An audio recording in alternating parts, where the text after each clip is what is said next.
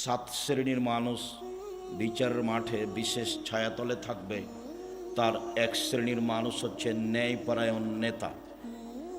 ন্যায়পরায়ণ নেতা হলো সবার আগে, তার মানে তাহাজ্জুদ পড়ে যে মর্যাদা পাবে তার আগে, 5 ওয়াক্ত সালাত আদায় করে যে মর্যাদা পাবে তার আগে, গোপনে দান করে যে মর্যাদা পাবে তার আগে ন্যায়পরায়ণ ব্যক্তি হলো সর্বপ্রথম। যারা যেখানে ন্যায়পরায়ণ তারা সব আগে। রাসূল সাল্লাল্লাহু আলাইহি সাল্লাম এক জায়গাতে বললেন, 3 শ্রেণীর মানুষের সাথে আল্লাহ কথা বলবেন না বিচারের মাঠে। তার এক শ্রেণীর মানুষ হচ্ছে আল মুসবিল, টাকনুর নিচে পায়জামা প্যান্ট লুঙ্গি পরে যে, তার সাথে আল্লাহ বিচারের মাঠে কথা বলবেন না, সে যত বড়ই পরহেজগার হোক। 2 শাইখুন জানিন, বেশি বয়সে জেনা করে যে, তার সাথে আল্লাহ কথা বলবেন না, হজ করলেও নয়, তাহাজ্জুদ পড়লেও নয়। 3 মালিকুন কাযাব, মিথ্যুক দায়িত্বশীল, মিথ্যুক হেডমাওলানা, মিথ্যুক হেডমাস্টার, মিথ্যুক প্রিন্সিপাল, মিথ্যুক ভাইস চ্যান্সেলর, মিথ্যুক মেম্বার, চেয়ারম্যান, এমপি, মন্ত্রী, জেল সুপার, যারা যেখানে মিথ্যা কথায় দায়িত্ব পালন করবে তাদের সাথে আল্লাহ বিচারের মাঠে কথা বলবেন না, হজ করলেও না, তাহাজ্জুদ পড়লেও না। হাদিস বুখারী মুসলিম। যার কারণে ন্যায়পরায়ণতা বিষয়টি অতীব জরুরি মানুষের জন্য। এটাই মানুষের মূল সত্য, ন্যায়পরায়ণতা, সালাত, জিকির, যার আলোচনা আমরা গুরুত্ব সহকারে বুঝছিলাম। সম্মানিত দিনী ভাই বোন, মানুষ সবচেয়ে নিচে নেমে যায় কখন? আমি এই দেশে, এই গ্রামে, এই এলাকায় জন্মগ্রহণ করে মানুষের সাথে চলে যতটুক চলেছি বুঝেছি। সাধারণত চলা বুঝার আমার কাছে সময় কম। ছাত্র জীবনে নাচলে পড়াশোনা করেছি, নাচল শেষ হলে মালদাতে পড়াশোনা করেছি, তারপর উত্তরপ্রদেশে পড়াশোনা করেছি। আমার মা বলতো পশ্চিমে গেলে লাঠি পাগড়ি পাওয়া যায়, বড় মাওলানা হওয়া যায়। এটাই আমার মা কি বুঝলেন, পশ্চিমে গেলে বড় মাওলানা হওয়া যায়, লাঠি পাগড়ি পাওয়া যায়। আব্দুল্লাহ বিন ফজল রাহেমাহুল্লাহ এসেছেন আমাদের দেবীনগর মাদ্রাসায় বক্তব্য দিতে। তো আমার মা আমাকে কোলে নিয়ে বলছেন এই কথা। আমার মা পরবর্তীতে নকল করেন যেভাবে, তাতে আমার মায়ের ধ্যান ধারণা ছিল এই, ফকিরকে ভিক্ষে দিলে দোয়া করার জন্য বলতেন, যেটাই তার বুঝ আসুক। খুব শক্ত ছিলেন পড়ানোর ব্যাপারে, খুব শক্ত, যা অনেক দিন বলেছি। একদিন দিন 12টা 12:30 পর্যন্ত নদীতে হেলেছি, সাঁতার দিয়েছি, আজকে যাবো না নাচব সেই জন্য। তো এখন 12টার দিকে এসেছি, তো মা বলছে খেয়ে নিয়ে বের হ, আজকে যাব না, যেতেই হবে, আজকে যাব না, যেতেই হবে। বলে তাহলে ভাত খাবো না, বলে খাস না যা। তো আমি না খেয়ে উঠে গেলাম, ব্যাগটা হাতে নিয়ে এখন বের হচ্ছি, বলে টাকা নিয়ে যা। বলে টাকা নিব না, তো নিস না যা। তো আমি তো না খেয়ে টাকা ছাড়াই বাড়ি থেকে বের হয়ে গেলাম। মা তো আমার নরম হলো না। ও তো ঠিক কথাই 5 বছরের জন্য পাঠিয়েছিল, 5 বছর আগে দেশে আসবি না। তো 5 বছর 3 বছর পার হয়ে আমি চলে এসেছি। দেখুন বাড়িতে ঢুকতেই আঁচল দিয়ে আমার মা মুখটা মুছে একটু বলে না যে কেমন আছিস, কেমন ছিলি, বলছে যে আরও যে 2 বছর বাকি আছে, আলিকে নাই। এইটা প্রথম কথা। আর দ্বিতীয় কথা, মাওলানা রেজাউল্লাহর জামাই সাইদুর রহমান কেন তো ডাকছিল তো শুনাই। এটা হলো আমার মায়ের দ্বিতীয় কথা, যে আমি যে কিভাবে আসলাম সে বিষয়ে আমার মা কিছু বললেন না, বললেন যে আরো 2 বছর বাকি আছে, আলিকে নাই।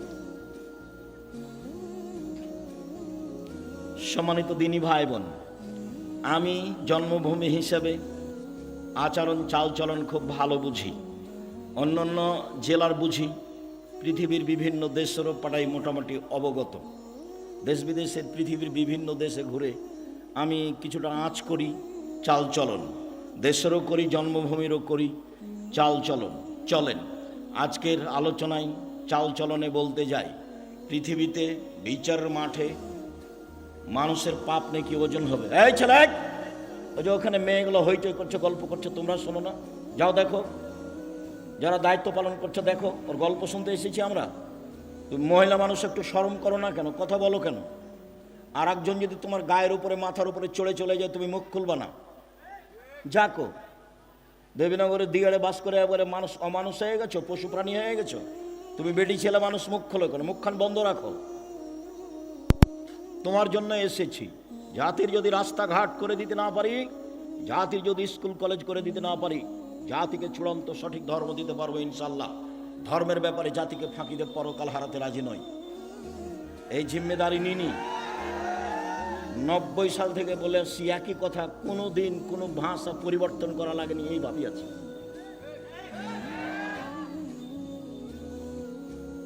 সম্মানিত দিনী ভাই বোন, আপনাকে আমি আমার চেয়ে অনেক বেশি সেবা করেন দেশের জনগণের। আপনি বড় বিদ্বান, বিদ্যা বুদ্ধি অনেক, এটা আমি মেনে নিই। ঠিক আছে, আপনি বড় বিদ্বান, মেনে নিই আমি। তবে আমি আপনাকে বলতে চাই, শরীয়তের ব্যাপারে আমি ভালো বুঝি কেন, আপনার সমান নয়, তবে আমি ভালো বুঝি কেন। আমি 97 সাল থেকে ফতোয়া লিখি, আর 16 সাল থেকে ফতোয়া বোর্ড পরিচালনা করি। আমার সাথে 12 জন বড় বড় দেশ বিদেশের বিদ্বান থাকেন। 12 জন খুব বড় বড় উচ্চ পর্যায়ের তারা শিক্ষক, যাদের বেতন 1 লক্ষ। জামিয়া সালাফে এখন 2026 সালে এসে প্রতি মাসে বেতন লাগে 45 লক্ষ। এতদিন যাবৎ বেতন লাগছিল জামিয়া সালাফে 40 লক্ষ। এই মাসে এসে আরো 5 লাখ বেশি হয়েছে, 45 লক্ষ প্রতি মাসে বেতন লাগে। বড় বড় শিক্ষক দেশ বিদেশের। দেশের সবচেয়ে বড় প্রতিষ্ঠান জামিয়া সালাফিয়া, সবচেয়ে বড়। 5000 ছেলে মেয়ে পড়াশোনা করে। 2026 সালে তার চেয়ে বেশি হতে পারে। 300 জনের বেশি শিক্ষক শিক্ষিকা আছেন। জামিয়া সালাফের রূপগঞ্জ, নারায়ণগঞ্জ, ঢাকা, ওই প্রতিষ্ঠানের জমির পরিমাণ হচ্ছে 100 বিঘা। 100 বিঘা। পূর্বাচল বাণিজ্য মেলার পাশে 100 বিঘা জমির উপরে প্রতিষ্ঠান। 100 বিঘা, যেখানে একটা মসজিদ তৈরি হচ্ছে 6 বিঘা জমির উপরে, যার একতলাতে 10,000 মানুষ সালাত আদায় করতে পারবে। যেটা আমাদের বাড়ির পাশে রাজশাহীতে, এটা 50 বিঘা জমির উপরে ছেলেদেরটা, আর মেয়েদের যেটা তৈরি হচ্ছে সেটা 70 বিঘা জমির উপরে, 33 শতকের বিঘায়। যেটা দিনাজপুরে সেটা প্রায় 20 বিঘা জমির উপরে। যেটা বরিশালে, সেই জমির উপরে প্রতিষ্ঠান হয়নি, ভাড়া চলে। চট্টগ্রামে শহরের বাইরে আছে প্রায় 12-15 বিঘা। চট্টগ্রাম শহরে আছে 2টা। বাংলাদেশের প্রায় জেলায় জামিয়া সালাফি আছে। পঞ্চগড়ে আছে, দিনাজপুরে আছে, ময়মনসিংহে আছে, ঝিনাইদহে আছে, কুষ্টিয়াতে আছে, ফেনীতে আছে, রাজশাহীতে আছে, ঢাকাতে আছে, বরিশালে আছে, চট্টগ্রামে আছে। এইসব প্রায় জেলাতে জামিয়া সালাফি আছে। দেশের বিদেশের বড় বড় বিদ্বানদের সাথে যা চলি বুঝি, তাতে আমরা শরীয়তের ব্যাপারে একটা ভালো পর্যায়ে আছি বলে আমাদের ধারণা। তবে আপনার বিদ্যা বেশি, আপনাকে আমি মূল্যায়ন করতে চাই। তবে এই কথার অর্থ এই নয় যে জীবনে মানুষের সাথে শরীয়তের ব্যাপারে দুর্বলতা পোষণ করেছি। বলা কথা বলা প্রয়োজন মনে করি না। আসলে আপনাকে আমার জন্মভূমির মানুষ তো, আপনার উপরে আমার কেন ভালোবাসা বেশি হোক সেটা আমি চাই। সেই সুবাদে আমি এসব বলে থাকি। আপনি যেন আমাকে বেশি ভালোবাসেন, আপনাকে যেন আমি বেশি ভালোবাসতে পারি, এটা আমি চাই। কসিমউদ্দিন মাস্টার সাহেব আল্লাহ মাগফিরাল্লাহু আরহামু মারা গেছেন। আমি বলেছি দেবীনগরের এই জমি বিক্রি করেন। পাশের জমি কিনা হলো 12 বিঘা, এটা বিক্রি করে 15 বিঘা। জামিয়া দেবীনগরের এই প্রতিষ্ঠান আমি দেখব কোথায় দুর্বলতা আছে আমার জানা নাই। দেবীনগর ঈদগাহ মাঠ আমি 10 বার অন্তত বিক্রি করতে বলেছি। এই জমি টাকা দিয়ে অন্য জায়গাতে বড় জায়গা করা হোক, যেটা বাকি টাকা লাগবে সেটা দেখা যাবে। জনগণ যা পারবে, আমিও সাথে আছি, চেষ্টা করব ইনশাআল্লাহ। আমার কিছু দুর্বলতা ঘাটতি আছে, তা আমি কোনোদিন প্রকাশ করিনি। আমি আপনার সাথে থেকে জন্মভূমির সব কিছু আগাতে চেয়েছি। জন্মভূমির সাথ দেয়নি কেন তা আমি বলতে পারবো না। জন্মভূমির সাথ না দিলে আমাকে জোর করে কিছু করে অপমান হতে হবে, সেটা আমি চাইনি। তবে দেশের জনগণের জাতির খিদমত করছে। এই ছেলে কথা বলছো কেন? এই তোমরা দায়িত্ব পালন করো, এরা কথা বলছে কেন? দেখো।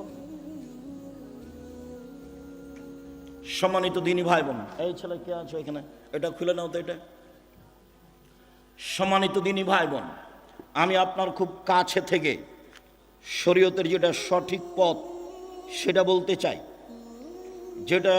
যেটাতে পরকাল টিকবে, যেটাতে জান্নাত পাওয়া যাবে, যেটাতে জাহান্নাম থেকে বাঁচা যাবে, সেটা আমি বলতে চাই, সেটা মানতে চাই, সেটা আপনাকে শোনাতে চাই, সেটা আপনাকে মানাতে চাই।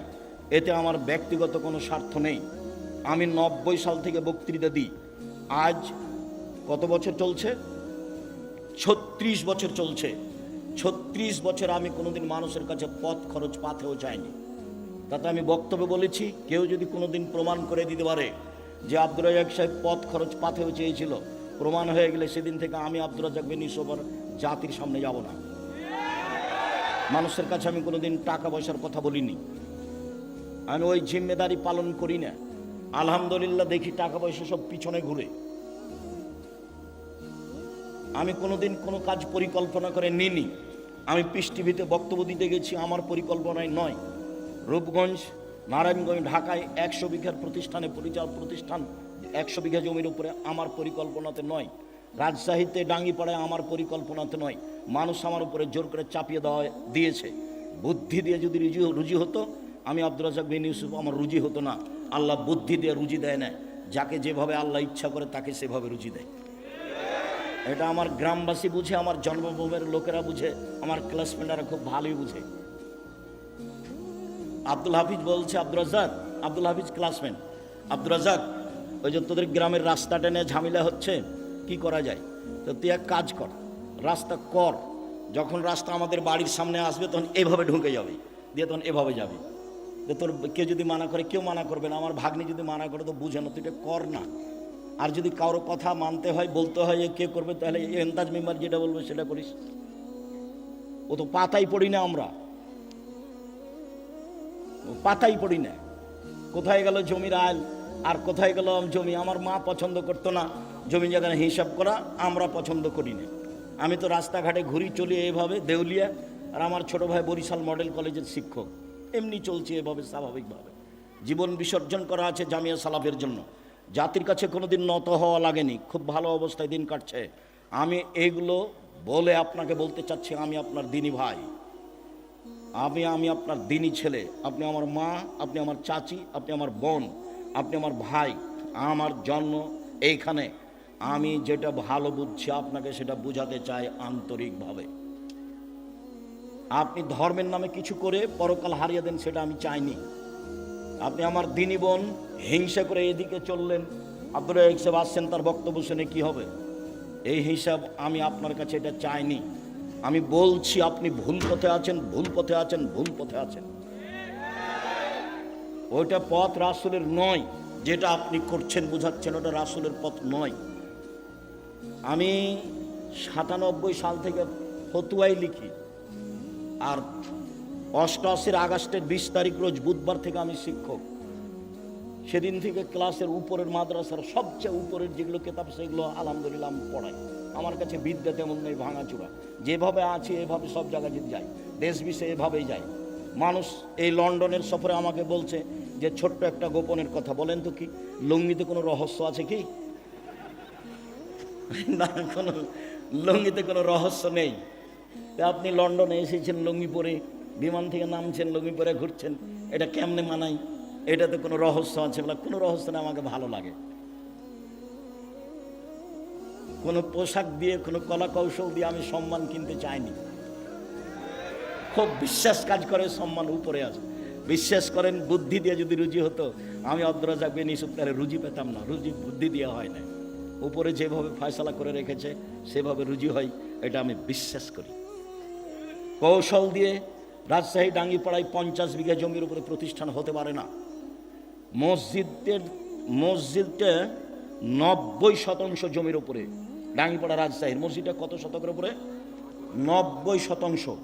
3000 মানুষ এক স্তরে একবার সালাত আদায় করতে পারে, তার 4 তলা মসজিদ। বিশ্বাস করেন, কৌশল দিয়ে নয় এগুলো। রূপগঞ্জে, ঢাকায় এত জমি, এগুলো কৌশল দিয়ে নয়, কৌশল দিয়ে নয়, বুদ্ধি দিয়ে নয়, চিন্তা ভাবনা দিয়ে নয়। চিন্তা ভাবনায় তো আমি বুঝতে পারি না। আমি বুঝতে পারি যে আপনি ভুল পথে আছেন, এটা রাসূলের পথ নয়। আমাকে বলছে সুলতানগঞ্জে আমার প্রায় 8 বছর 9 বছরের সিনিয়র। যখন আমরা নাচলে পড়তে গেলাম তখন ওরা পড়া শেষ করলেন। তো বলছে তুমি এইভাবে করো না, তুমি যেভাবে দাওয়াত দিয়েছো তো তা আল্লাহ তোমার অন্তরে কহর মেরে দিয়েছে। আমাকে বলছে আমার অন্তরে নাকি কহর মেরে দিয়েছে, মানে উনি যেগুলো করতে চাচ্ছেন সেগুলো আমি পছন্দ করছি না, সেই জন্য আমার অন্তরে কি করেছে আল্লাহ কহর মেরে দিয়েছে। তা আমি এখন যদি বলি তো উনি কষ্ট পাবেন। আপনি আমার সামনে পড়েন তো দেখি আরবি। আপনি যে বললেন যে আমার অন্তরে কহর মেরে দিয়েছে, তো আমি আর এটা বললাম না ভাইজান, আল্লাহ যেন কহরটা দূর করে দেয়। মৌলানা আহমদুল্লাহ খুব বড় আলেম, বুখারি পড়া, হয়তো মারা গেছেন, ইন্ডিয়ার মানুষ, চাঁপাইনবাবগঞ্জে বাড়ি ছিল। তো দেখতে গেছি শেষের কালে, তো বলছে আমি আব্দুর রাজ্জাক বিন ইউসুফ আপনাকে দেখতে এসেছি। কোন আব্দুর রাজ্জাক? কোন আব্দুর রাজ্জাক? যে জাল জয়ীফ হাদিস লেখে, যে জাল জয়ীফ হাদিস লেখে। জি।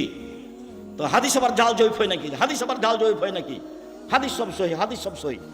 তারপর তো আচ্ছা ঠিক আছে হলো, তো আপনি একটু আমাদের জন্য দোয়া করবেন। কি দোয়া করবো? দোয়া তো তোমরা তুলে দিয়েছো। কি দোয়া করবো? দোয়া তো তোমরা তুলে দিয়েছো। তখন আমি বলছি তাহলে হেদায়েতের দোয়া করেন। হ্যাঁ হ্যাঁ, হেদায়েতের দোয়া করা যাবে, আল্লাহ তোমাদের হেদায়েত করুক, আল্লাহ তোমাদের হেদায়েত।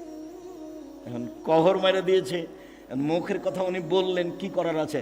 সম্মানিত দিনী ভাই বোন, বলছিলাম বিচারের মাঠে মানুষের পাপ নেকি ওজন হবে। যারা হিন্দু তাদের পাপ নেকি ওজন হবে না, কেননা তাদের নেকি নেই। যারা ইহুদি তাদের পাপ নেকি ওজন হবে না, কেননা তাদের নেকি নেই। যারা খ্রিস্টান তাদের পাপ নেকি ওজন হবে না, কেননা তাদের নেকি নেই। যারা কাদিয়ানি তাদের পাপ নেকি ওজন হবে না, কেননা তাদের নেকি নেই। যারা শিয়া তাদের পাপ নেকি ওজন হবে না, কেন? তাদের নেকি নাই। যারা আকীদায় মাইর খেয়ে গেছে বিশ্বাসে, তাদের পাপ নেকি ওজন হবে না, কেননা তাদের নেকি নাই। পাপ নেকি থাকলে তো দাঁড়ি পাল্লা লাগবে। আল্লাহ তাআলা বলছেন ফালা নকিম লাহুম ইয়াউমাল কিয়ামাতি ওয়াজনা, আমি ওদের পাপ নেকি ওজন করব না। আমি আল্লাহ ওদের পাপ নেকি ওজন করব না। ওদের কপাল এবং মাথার সম্মুখ ভাগ আর পা ধরে জাহান্নামে নিক্ষেপ করা হবে, তাদের পাপ নেকি ওজন হবে না। সম্মানিত দিনী ভাই বোন, বিচারের মাঠে সবচেয়ে ভারী নেকি সদাচরণের নেকি। বিচারের মাঠে নেকির পাল্লায় সবচেয়ে ভারী নেকি ভালো চাল চলনের নেকি। আগে হাদিস দিয়ে কথাটা প্রমাণ করি। আবু দারদা রাদিয়াল্লাহু তাআলা আনহু বলেন, রাসূল সাল্লাল্লাহু আলাইহি সাল্লাম বলেছেন, ইন্না আসকালা শাইইন ইদাউ ফি মিজানিল মুমিন ইয়াউমাল কিয়ামা খুলুকুন হাসান। মুমিন পুরুষ নারীর নেকির পাল্লায় সবচেয়ে যেটা ভারী নেকি রাখা হবে, মুমিন পুরুষ নারীর নেকির পাল্লায় সবচেয়ে যেটা ভারী নেকি রাখা হবে, সেটা ভালো চাল চলনের নেকি, ভালো স্বভাবের নেকি, সদাচরণের নেকি। শুনুন, ইবাদতের জগতে সবচেয়ে ব্যতিক্রম ইবাদত হলো সলাত, নামাজ। সলাত এমন একটি ইবাদত যার উপরে নির্ভর করে অন্যান্য ইবাদত। সলাত এমন একটি ইবাদত যার উপরে নির্ভর করে অন্যান্য ইবাদত। পৃথিবীতে ব্যতিক্রম ইবাদত হচ্ছে সলাত। অজু করে সলাত আদায় করতে হয়, পানি নেই, তায়াম্মুম করে করতে হবে। মাটি নেই, অজু ছাড়া তায়াম্মুম ছাড়া সলাত আদায় করতে হবে। সম্মানিত দিনী ভাই বোন, কেবলার দিকে মুখ করে সলাত আদায় করতে হয়। কেবলা বোঝা যায় না, কেবলা ছাড়াই সলাত আদায় করতে হবে। দাঁড়িয়ে সলাত আদায় করতে হয়, দাঁড়িয়ে থাকা যায় না, বসে থেকে করতে হবে। বসে থাকা যায় না, শুয়ে থেকে কেবলার দিকে পা করে সলাত আদায় করতে হবে। পরিষ্কার কাপড় পরে সলাত আদায় করতে হয়, পরিষ্কার নেই, যেই কাপড়ে পেশাব পায়খানা লেগে আছে সেই কাপড়েই সলাত আদায় করতে হবে। পরিষ্কার অপরিষ্কার কোনো কাপড়ই নেই, উলঙ্গ অবস্থায় আছেন, এই অবস্থাতেও সলাত আদায় করতে হবে। পৃথিবীর ব্যতিক্রম ইবাদত। গাড়িতে উঠে আছেন, ঠেলে ঠেল মানে না, শিকল ধরে দাঁড়িয়ে আছেন, সলাতের টাইম হয়ে গেছে, এই অবস্থায় সলাত আদায় করতে হবে। পৃথিবীর ব্যতিক্রম ইবাদত সলাত। শুনুন, যত ইবাদতের ফরজ, প্রত্যেকটা ইবাদতের আপোষ আছে, কিন্তু সলাতের আপোষ নেই। আপোষ কি জিনিস আব্দুর রাজ্জাক সাহেব বুঝিয়ে বলবেন? জি, এবছর হজ করতে চাচ্ছি, পারলাম না, সামনে বছর করব। ঠিক আছে, করেন। এই যে আপোষ। জাকাত, জাকাত 2 মাস আগে দিতে চাচ্ছি, দেন। 1 মাস পরে দিতে চাচ্ছি, দেন। এই যে আপোষ। রমজান মাসের রোজা, আজকে শরীরটা ভালো লাগছে না, ছেড়ে দেন, পরে করবেন। এই যে আপোষ, এইরকম আপোষ সলাতের সাথে নেই। যেইভাবে আছেন, যেখানে আছেন, পাক পবিত্র, কোনোটাই বুঝে না। পৃথিবীর ব্যতিক্রম বিরল ইবাদত হলো সলাত, যা কোনোদিন মানুষের সাথে আপোষ করেনি। উলঙ্গ অবস্থাতে ইবাদত করতে হবে, তার নাম সলাত। বলছিলাম পৃথিবীর ব্যতিক্রম সলাত, ইবাদত সলাত। এই সলাতের নেকি যত ভারী, ভালো চাল চলনের নেকি তার চেয়ে লক্ষ গুণ বেশি ভারী। এই কথা আমি বলিনি, যারা মাদ্রাসা লাইনে পড়ে তারা বুঝে। ইন্না আসকালা শাইইন ইসিম তাফজিল, মানে সবচেয়ে বেশি ভারী। দুনিয়াতে আর একটা নেকি আছে, তাতে বেশি পাল্লাতে নেকি বেশি হয়, তা হচ্ছে সুবহানাল্লাহি ওয়া বিহামদিহি সুবহানাল্লাহিল আযীম, যার সংখ্যা নেই, যে যা পারে এতে দাঁড়ি পাল্লায় নেকি ভারী হবে, এই কথা আল্লাহ রাসূল বলেছেন। তবে সবচেয়ে ভারী নেকি বলেননি। ইবাদতের জগতে সবচেয়ে দামি ইবাদত সিয়াম, ব্যতিক্রম ইবাদত সিয়াম। বৃহস্পতিবার সোমবার মানুষের সিয়াম থাকা উচিত। এই দুই দিনে মানুষের পাপ নাকি আল্লাহর কাছে পেশ করা হয়। ইবাদতের জগতে সবচেয়ে দামি ইবাদত হলো সিয়াম। রোজা সিয়ামের নেকি যত ভারী, সদাচরণের নেকি তার চেয়ে হাজারো গুণ বেশি ভারী। শুনুন, হজ করলে কবুল হলে লোকটা হয়ে যায় সেই দিনের মতো যেদিন তার মা তাকে জন্ম দিয়েছে। হজ করলে কবুল হলে লোকটা হয়ে যায় সেই দিনের মতো যেদিন তার মা তাকে জন্ম দিয়েছে, নিষ্পাপ হয়ে যায়। এই হজের নেকি যত ভারী, সদাচরণের নেকি তার চেয়ে লক্ষ গুণ বেশি ভারী। কি দিয়ে বুঝায় আপনাকে সদাচরণ কাকে বলে? সদাচরণ ভালো কথা ভালো কর্ম, ভালো কথা ভালো কর্মের নাম হলো সদাচরণ। একটু বাস্তব দেখাই। আমি এই অটোতে এখানে উঠে বসে আছি, আপনি গাড়িতে উঠতেই লোকটা টান দিয়েছে, তখন আপনি আমার মুখের উপরে এসে পড়ে গেছেন। ও বুঝতে পারেনি আপনি আমার মুখের উপরে এসে পড়ে গেছেন, তখন আমি বলছি বসেন বসেন, কোনো সমস্যা নেই, বসেন বসেন। আর একটা লোক অটোতে বসে আছে, আপনি গিয়ে অটোতে উঠেছেন, উঠতে বসতে না বসতে লোকটা টান দিয়েছে, তেমনি আপনি তার মুখের উপরে পড়ে গেছেন। তখন বসে থাকা লোকটা বলছে চোখ নাই কপালে, কপালে চোখ নাই, হিসাব করে বসতে পারেন না, হিসাব করে উঠতে পারেন না। আগেরটা আচরণ পরেরটা আচরণ, বলেন তো কোনটা ভালো আচরণ? তাহলে বুঝি সবাই ভালো আচরণ কাকে বলে। মানুষের বদনাম করে, ক্ষমতা দেখিয়ে গীবত করে ভালো আচরণ টিকে না। জোর করে জমি দখল করে সারা জীবনটা আমি আইল মাপতে দেখেছি। ধান বপন করা হয়েছে মেপে, কাটার সময়তে মাপা, কত গন্ডগোল। আবার যখন আইল দিচ্ছে, ফাঁড়ি দিচ্ছে ধানের, তখন ওই ফাঁড়ি দেওয়ার সময়তে যে একবারে মাঝামাঝিতে যে থোপটা পড়েছে ওটা নিজের দিকে করে নিয়েছে। আচ্ছা, মাঝামাঝিতে যে থোপটা পড়েছিল নিজের দিকে করে নিয়েছেন, সেটা তো আপনার নয়, সেটা কি হবে? তখন কি আপনার ভিতরে সদাচরণ আছে? জি না, সদাচরণ নেই। সদাচরণ কাকে বলে? সদাচরণ কি জিনিস সম্মানিত দিনী ভাই বোন? যারা যেখানে আছেন কাজকর্ম বন্ধ করে, দোকানপাট বন্ধ করে, ক্রয় বিক্রয় বন্ধ করে গুরুত্বপূর্ণ আলোচনা শোনার জন্য আন্তরিকভাবে অনুরোধ জানাচ্ছি। যারা বাড়িতে বসে আছেন তারা অন্যায় অপরাধ করেছেন। আর যাদের ভিতরটা একটু দুর্বলতা, কেমন কেমন লাগে, হিংসা হিংসা ভাব, ওই হিংসা করে কোনো লাভ নাই, সরিষা সম পরিমাণ লাভ নাই। আমার জীবনে দুইটা ত্যাগ। এই ছেলে শুনে রাখো, আমার জীবন দুইটা ত্যাগ, জীবন বাজি রেখে চেষ্টা চালাচ্ছি। আমি মানুষের জীবনে কোনোদিন বদনাম করবো না, যা হবে হবে। ও যদি আমাকে ধুয়ে ছেড়ে দেয়, আমি তার ব্যাপারে কোনো কথা বলবো না, এটা আমার ত্যাগ। দ্বিতীয় ত্যাগ হচ্ছে আমি প্রতিশোধ নিব না, আমি প্রতিশোধ নিতে চাই না। মোবাইল রিং হচ্ছে, আমি অন করেছি, অন করে গালি দেওয়া শুরু করছে। অনেক সময় মা থেকে শুরু করে, অনেক সময় বোন থেকে শুরু করে, অনেক সময় দেশের ভাষা দিয়ে শুরু করে। দিতে দিতে যখন থেমে যাই, তখন আমি আবার রিং দিয়ে বলি, ভাইজান কোনো গালি বাকি ছিল মনে হয়, মোবাইলে মনে হয় টাকা শেষ হয়ে গেছে, যদি আরো কিছু থাকে গালি দিয়ে নেন।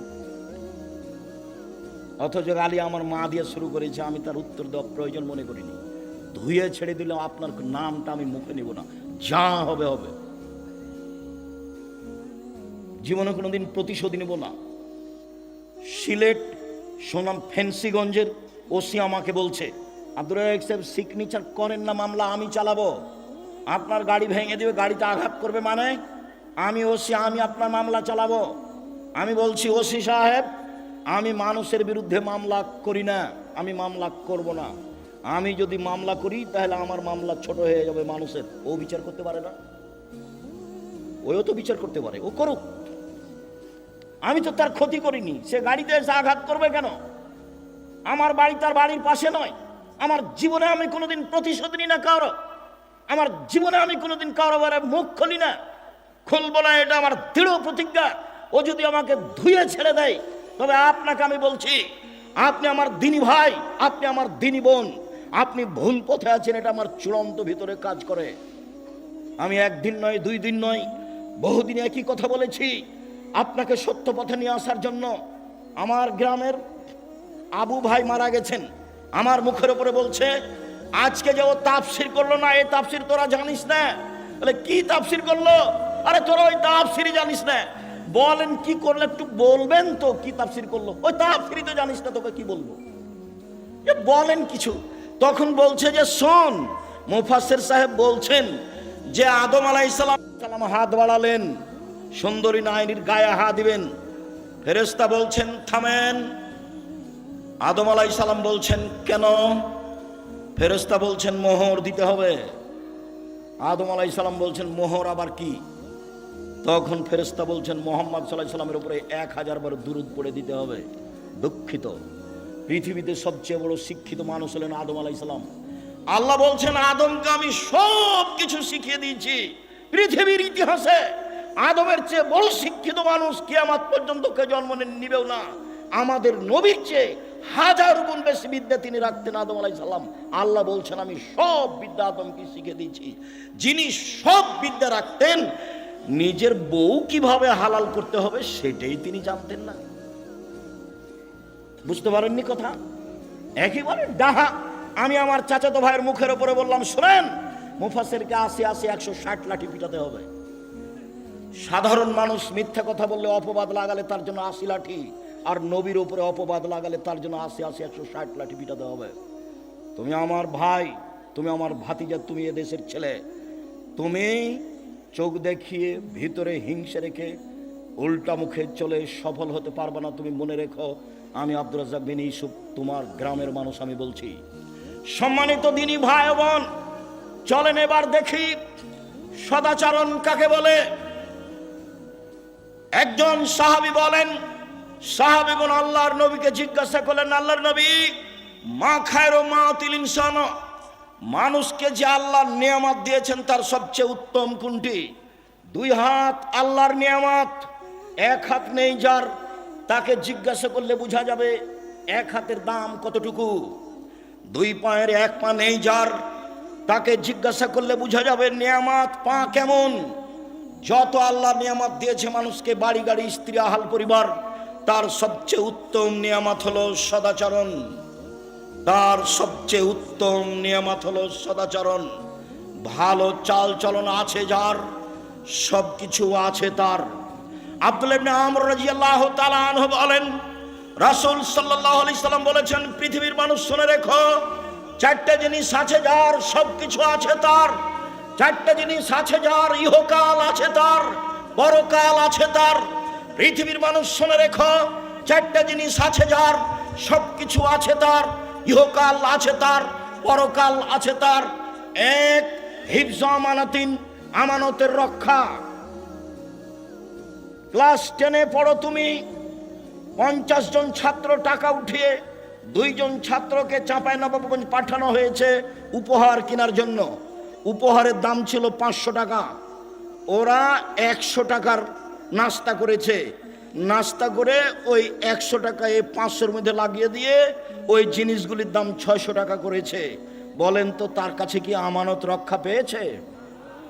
আমানত নেই যার, কোনো কিছু নেই তার। 2 হুসন খালিকাতিন, ভালো চাল চলন যার, ইহকাল তার। ভালো আচরণ যার, পরকাল তার। ভালো চাল চলন যার, সবকিছু তার।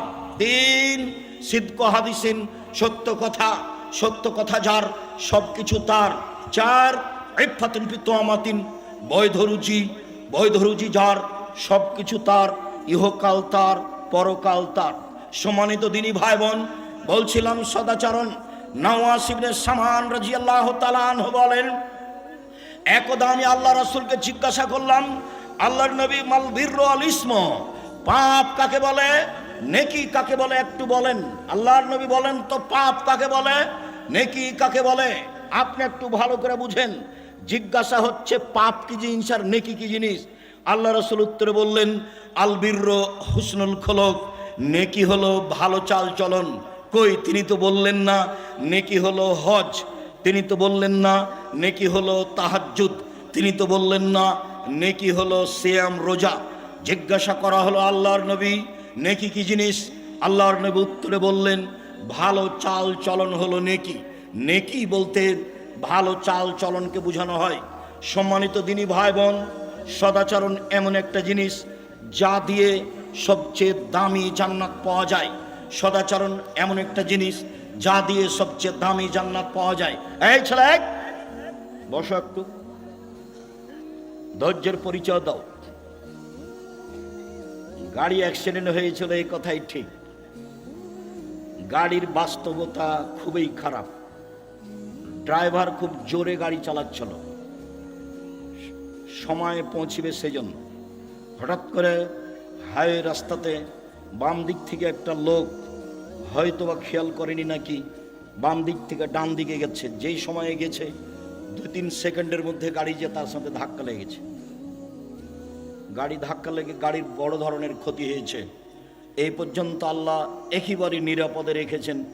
ভাগ্যে কি আছে আমার জানা নেই, আল্লাহই ভালো জানে।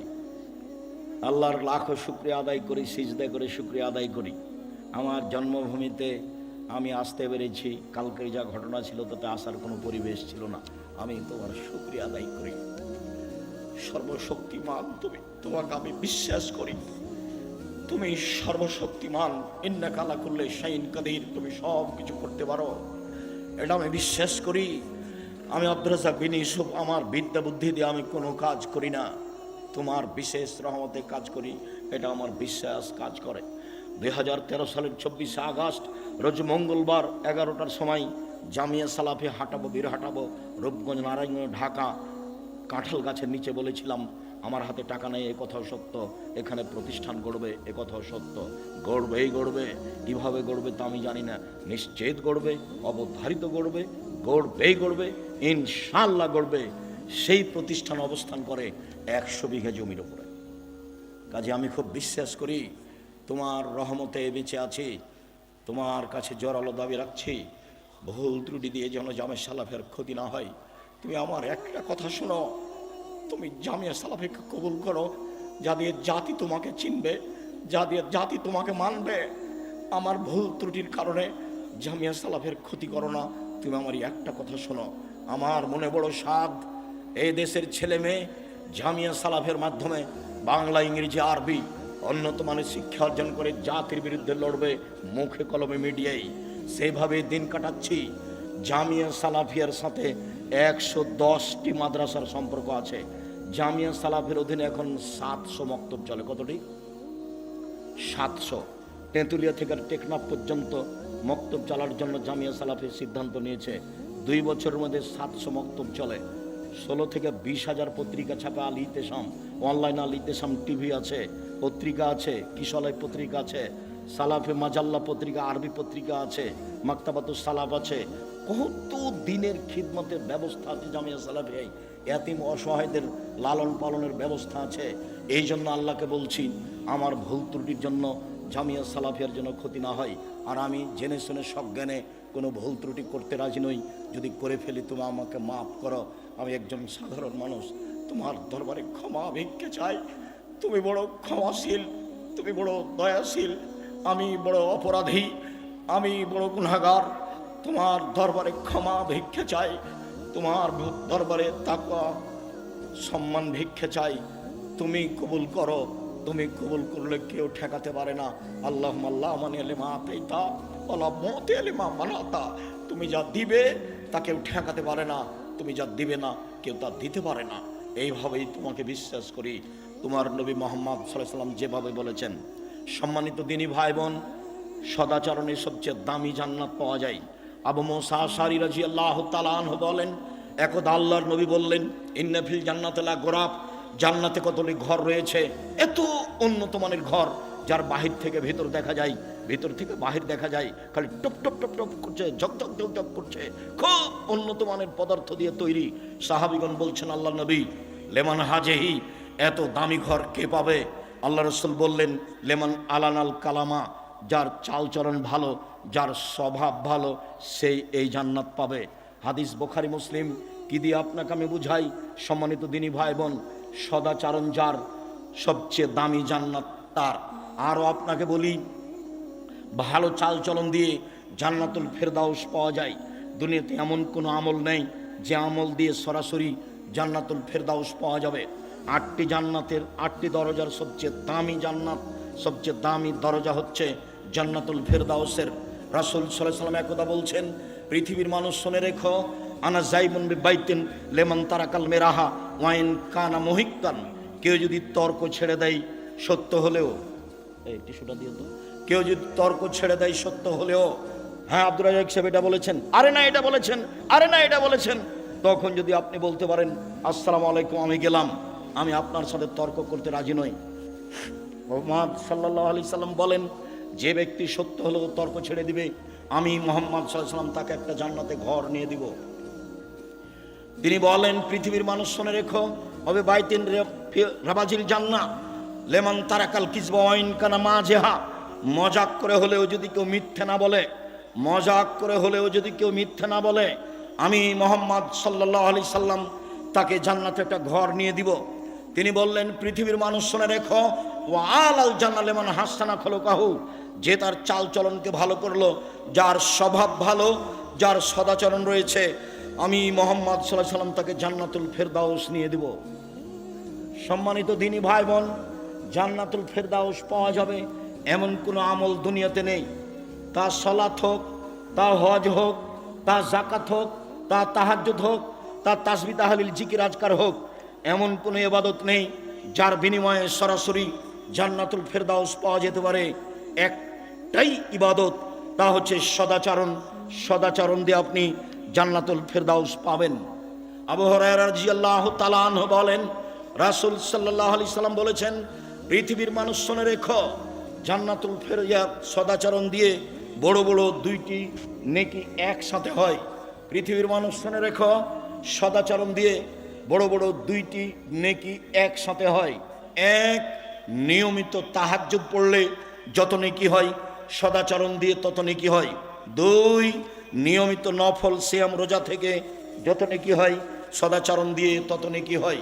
প্রত্যেক দিন নিয়মিত রাতে তাহাজ্জুদ পড়েন, এই তাহাজ্জুদ দিয়ে যত নেকি, ভালো চাল চলনে তত নেকি।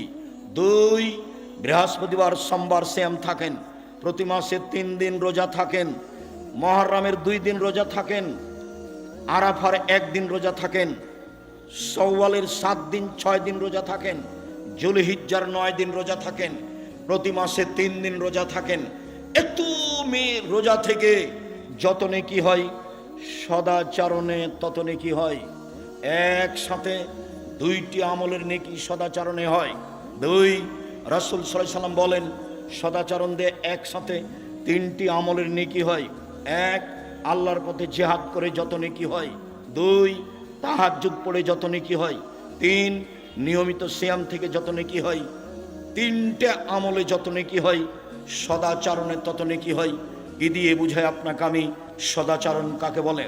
রাসূল সাল্লাল্লাহু আলাইহি সাল্লাম বলেন, আল্লাহ তাআলা সদাচরণকে বলেন সামনে রেখে, এই সদাচরণ, আল্লাহ বলছেন, এই সদাচরণ শোনো, আমি আল্লাহ বলছি, মান ওয়াসালাকে ওয়াসালতুহু, তোমাকে যে নিবে আমি আল্লাহ তাকে নিব, তোমাকে যে ছেড়ে দিবে আমি আল্লাহ তাকে ছেড়ে দিব।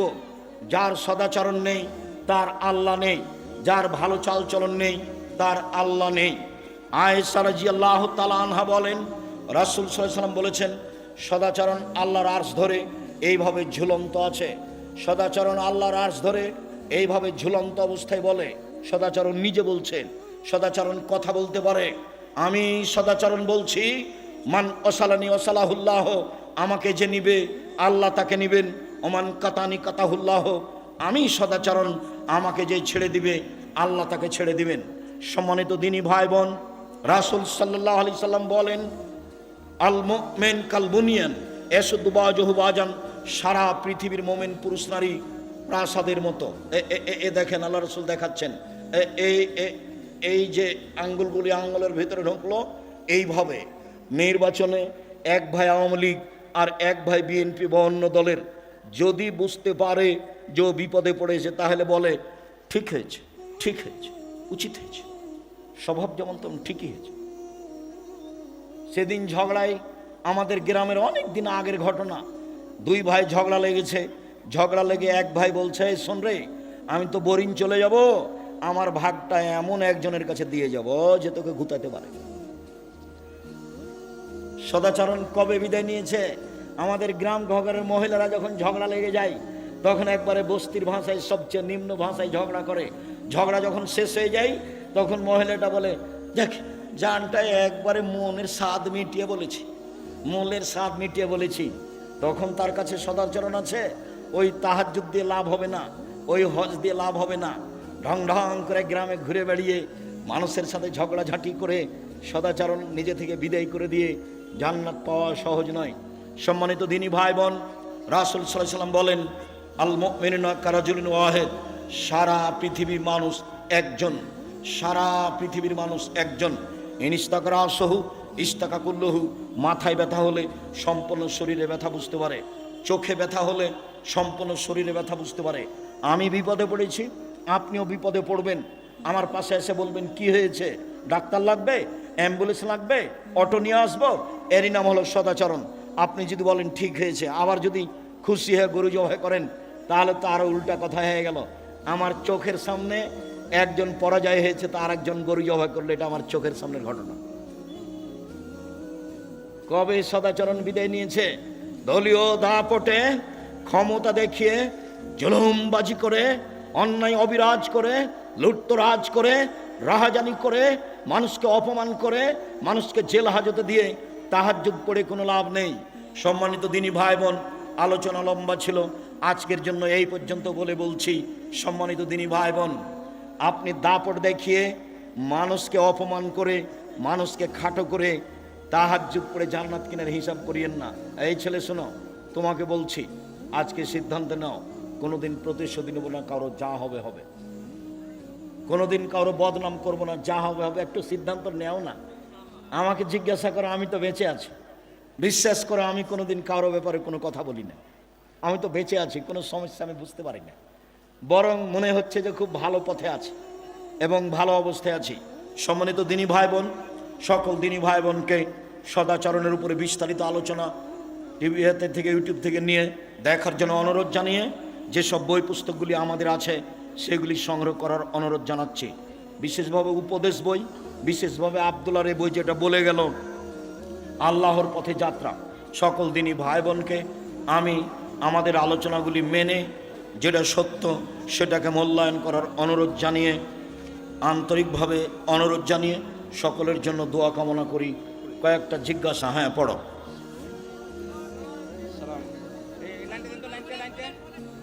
হ্যালো, কয়েকটা জিজ্ঞাসা। দেবীনগর নিয়ে আপনাদের চিন্তা ভাবনা কেমন এবং আপনারা কি প্রতি বছর দেবীনগরে আসবেন? দেবীনগর জন্মভূমি, দেবীনগরকে ভালোবাসি। কে উল্টা চলে এ বিবেচনা আমি আব্দুর রাজ্জাক বিন ইউসুফ করতে রাজি নই। কে বিরুদ্ধে আছে, কে হিংসা করে, এই পাতা আমি ছিঁড়ে দিয়েছি, এটা পাতা আমি পড়ি না। আপনারা যোগাযোগ রাখলে সময়ের গতিতে আমি আসবো ইনশাআল্লাহ। নাতিকে ভাই বলা যাবে কি? নাতিকে, নাতনিকে বুবু, দাদি, ভাই বলাতে কোনো সমস্যা নেই। কেউ যদি বলে থাকে সমস্যা, তাহলে ভুল হয়েছে। আমি নাতিকে ভাই বলি, এর অর্থ ওটা আমার নিজ ভাই নয়, ওটা আমার নাতি। জমি যা আমাকে যদি জিজ্ঞাসা করে আপনারা সহজ আপনার ভাই কয়টা, তা আমি কি আমার নাতির নাম বলবো? তার মানে আমি ওকে নিজ ভাই বলে স্বীকৃতি দিনি, এটা স্নেহ, চলবে, কোনো সমস্যা নেই। বেতুর সালাত তাহাজ্জুদের সময় পড়বে নাকি এশার সময়? বেতের সালাত তাহাজ্জুদের সময় পড়বে না এশার সময়? যারা রাতে তাহাজ্জুদ পড়তে ইচ্ছুক তারা বেতের তাহাজ্জুদের পরে পড়বে, এটাই চেষ্টা করবে। আর যদি মনটা এলোমেলো থাকে, উঠবো কি উঠবো না, ঠিক নাই, উঠবো কি উঠবো না, তাহলে এশার সালাতের পরে বেতের পড়ে নেবে। 1 রেকাত 3 রেকাত পড়তে পারে, 1 রেকাত 3 রেকাত পড়তে পারে। জি। খেলাধুলা আয়োজন করার মাধ্যমে কি সমাজ উন্নত হতে পারে ও মাদক নির্মূল হতে পারে? বাতিল বাতিল, প্রত্যেক খেলাই বাতিল। মাত্র 3টে শরীর চর্চার জন্য, যেখানে কোনো প্রতিবাদ, প্রতিশোধ এবং জুয়া থাকবে না, টাকার হারজিত থাকবে না, সেই শরীর চর্চা জায়েজ। বাকি যত খেলা আছে সব বাতিল। দিবসকে লক্ষ্য করে যত খেলা হয় সব বাতিল, এগুলো জায়েজ নয়। দিবস মানা যেমন শিরক, এইসব খেলায় অংশগ্রহণ করা তেমন গুনার কাজ। জাযাকুমুল্লাহ খাইর।